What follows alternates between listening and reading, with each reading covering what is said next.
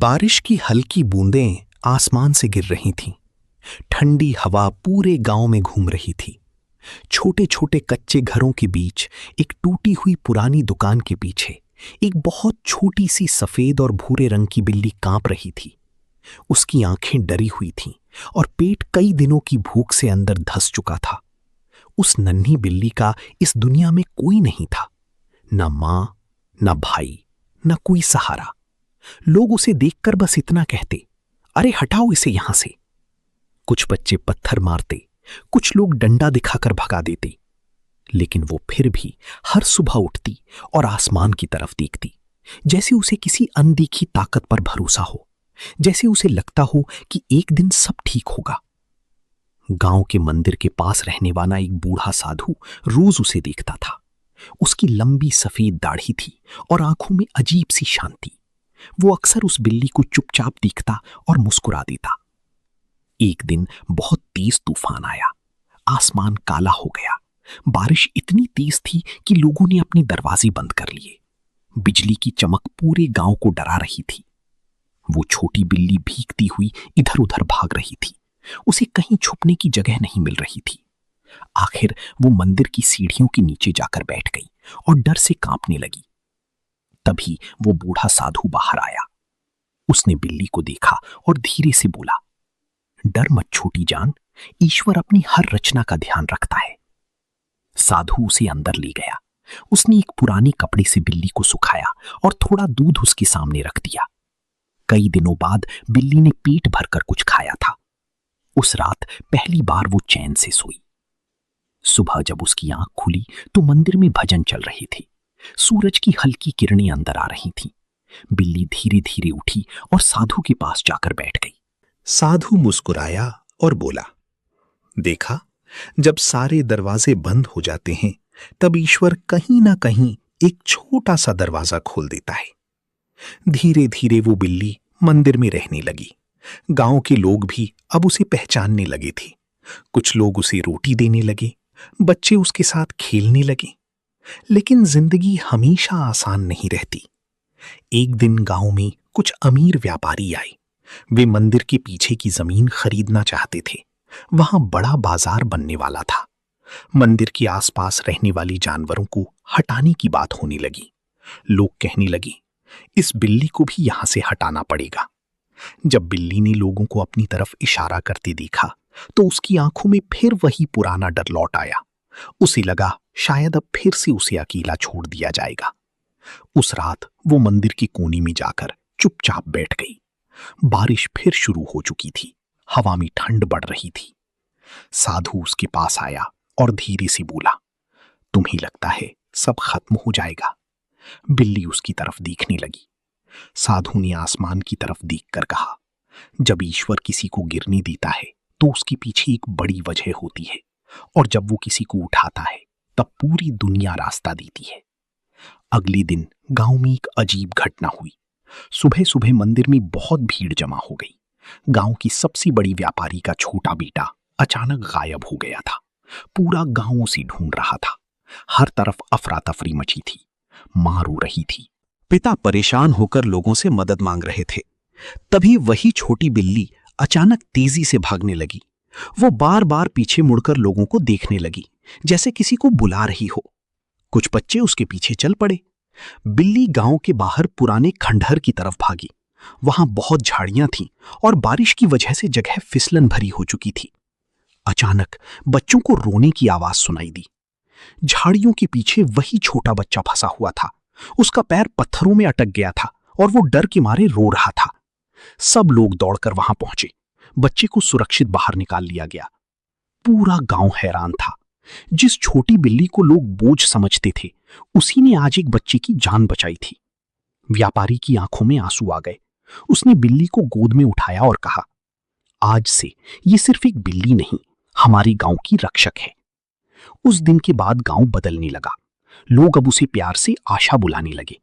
जहां पहले उसे पत्थर मिलते थे, अब वहां प्यार मिलने लगा। जहां पहले उसे भगाया जाता था, अब लोग उसे अपने घर बुलाते थे। लेकिन साधु बस मुस्कुराता रहता। एक शाम बिल्ली उसके पास बैठी थी। सूरज ढल रहा था। आसमान नारंगी रंग में रंग चुका था।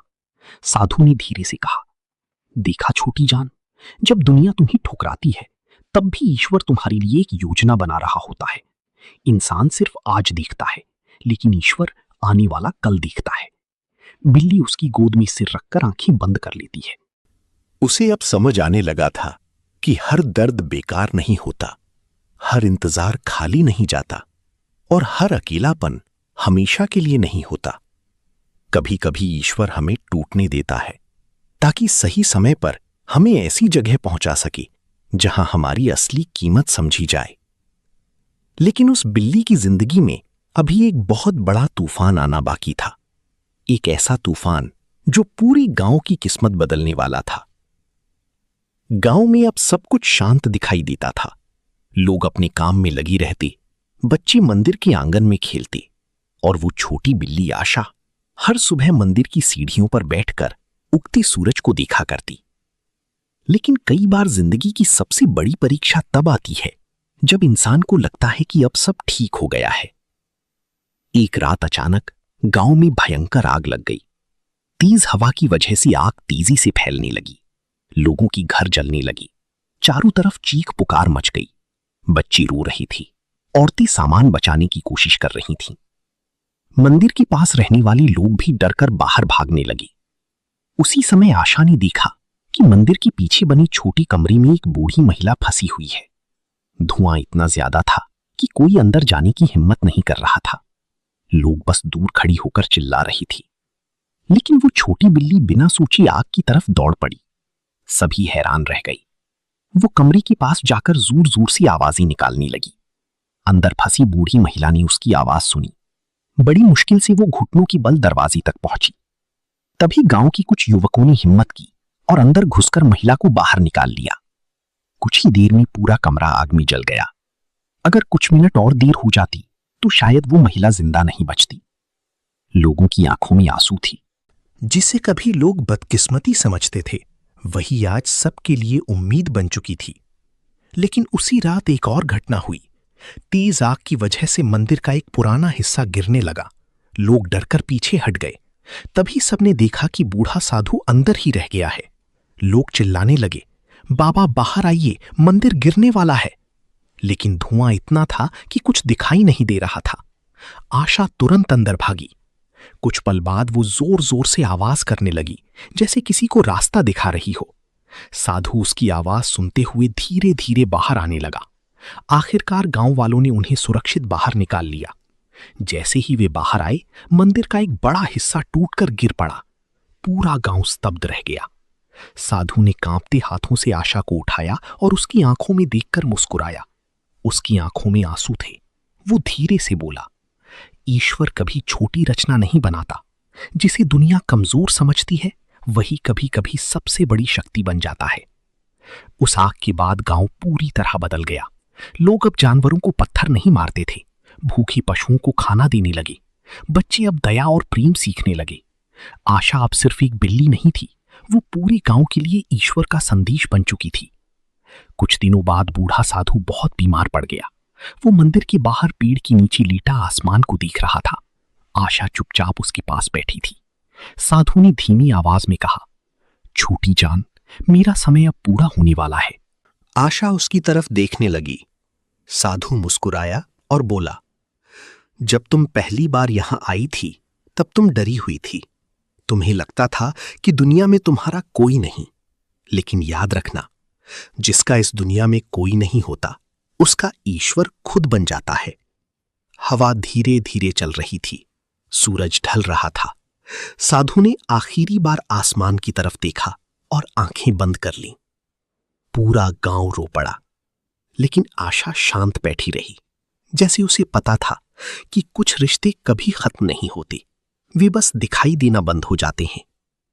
उस दिन के बाद भी वो हर सुबह मंदिर की सीढ़ियों पर बैठती, सूरज को देखती और आने जाने वाले लोगों को जैसे एक ही बात याद दिलाती, ईश्वर की योजना पर भरोसा रखो। क्योंकि कई बार जब जिंदगी हमें अंधेरी रास्तों पर ले जाती है, तब हमें लगता है कि सब खत्म हो गया। लेकिन सच्चाई ये होती है कि ईश्वर हमें वहां ले जा रहा होता है जहां हमारी असली मंजिल हमारा इंतजार कर रही होती है। हर दर्द के पीछे एक कारण होता है, हर इंतजार के पीछे एक सही समय होता है, और हर टूटी हुई दिल के पीछे ईश्वर की एक छुपी हुई योजना होती है। इसलिए कभी खुद को अकेला मत समझो, कभी उम्मीद मत छोड़ो, और कभी ये मत सोचो कि तुम्हारी जिंदगी बेकार है। बस भरोसा बनाए रखो, कदम चलते रहो और ईश्वर पर विश्वास कभी मत खोना। अगर ये कहानी आपके दिल को छू गई हो तो इसे लाइक जरूर करें और अपने प्रिय लोगों के साथ शेयर करें। और ऐसी ही दिल को सुकून देने वाली प्रेरणादायक कहानियां सुनने के लिए हमारे चैनल को अभी सब्सक्राइब करें, क्योंकि शायद अगली कहानी आपके जीवन को नई उम्मीद दे जाए।